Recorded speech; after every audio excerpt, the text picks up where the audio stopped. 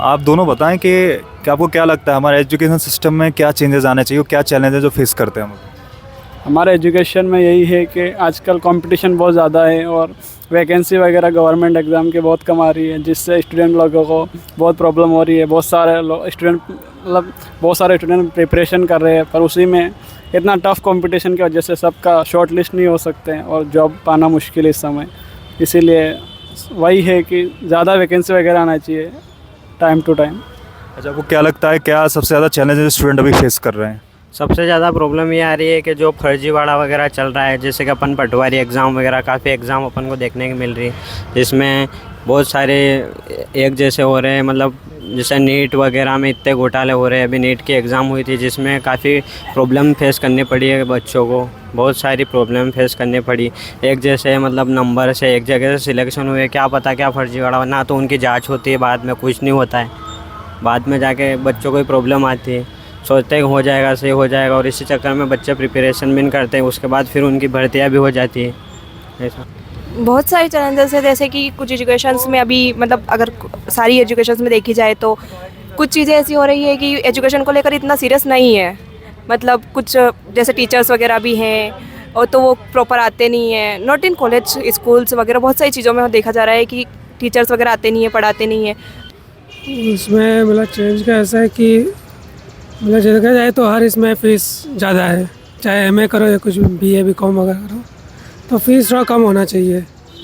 जो गरीब है तो उनके लिए थोड़ा फीस कम होना चाहिए, वही है। देखिए, यूथ अगर है तो अगर अंडर 12 है तो वो घर से प्रेशर, अबव 12 है तो भी घर से प्रेशर रहता है। मतलब हर एक व्यक्ति अगर बिना प्रेशर के है तो वो मतलब पढ़ाई कर नहीं रहा है या फिर कुछ और चीज़ को झेल रहा होगा। मतलब प्रेशर तो सबसे मतलब पहला पॉइंट बोलना चाहिए तो वो प्रेशर ही है। हर चीज़ जो होती है वो प्रेशर के अंदर ही की जाती है। पढ़ भी रहा है कोई व्यक्ति तो भी प्रेशर रहता है। तो सबसे मतलब अहम चीज़ जो होती है वो होती है कि घर से प्रेशर होना, टीचर का प्रेशर होना, तो एक ये मेरे को लगता है। और दूसरा सही गाइडेंस प्राप्त ना हो पाना। जैसे कई सारे लोग अपन देखते हैं कि 12th के बाद उनको पता नहीं चलता कि क्या करा जाए क्या नहीं। तो एक ये रहता है कि अगर पेरेंट्स अगर एजुकेशन फील्ड से हैं तो सही है कि फिर वो बताने वाले हैं कि आपको ये करना चाहिए, ये करना चाहिए। पर अगर मतलब बैकग्राउंड फील्ड से हैं, थोड़ा सा ग्रामीण क्षेत्र लग जाता है तो फिर उनको दिक्कत हो जाती है। घर वालों को भी एक वो रहता है और खास करके लड़कियों को तो वो शादी का चक्कर भी होता है। मतलब घर से आते ही प्रेशर, पैसों का प्रेशर, हर चीज़ का ही होता ही है।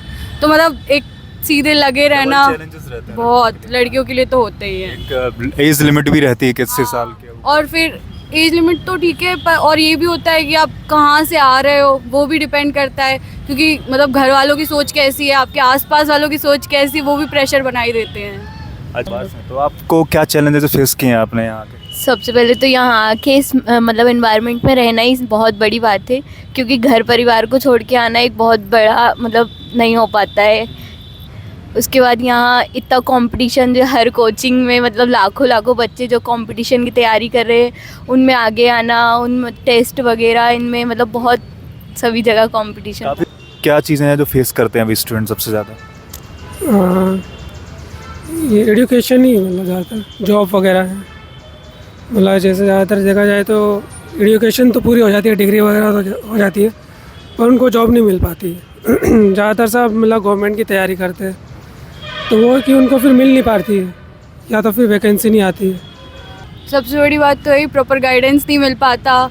मतलब साल लग जाते हैं समझने में ही कि पढ़ना क्या है क्या नहीं पढ़ना।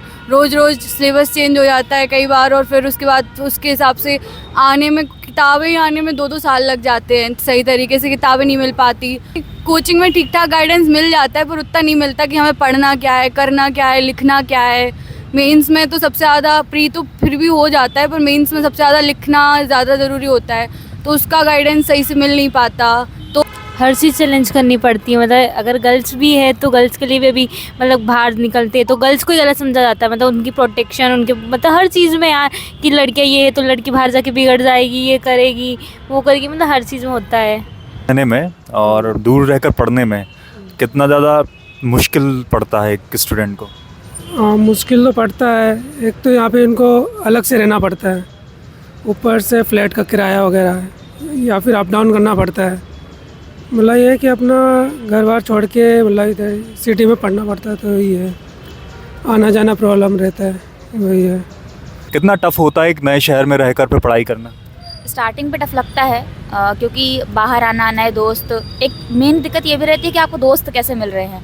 अगर बुरे संगत होगी, वैसा रहता है ना कि जैसे संगत वैसा रंगत, तो फिर मेन दिक्कत ये होती है कि जैसा आपको संगत मिली है, अगर अच्छी संगत मिल गई तो आप बहुत आगे जाएंगे, क्योंकि वो रहता है ना पेरेंट्स का साथ आपको 12th तक मिल पाएगा, उसके बाद आपको बाहर ही रहनी है, बाहर से ही जो दोस्त होते हैं वही आपके साथी होते हैं, सब कुछ आपको उन्हीं से शेयर करनी है।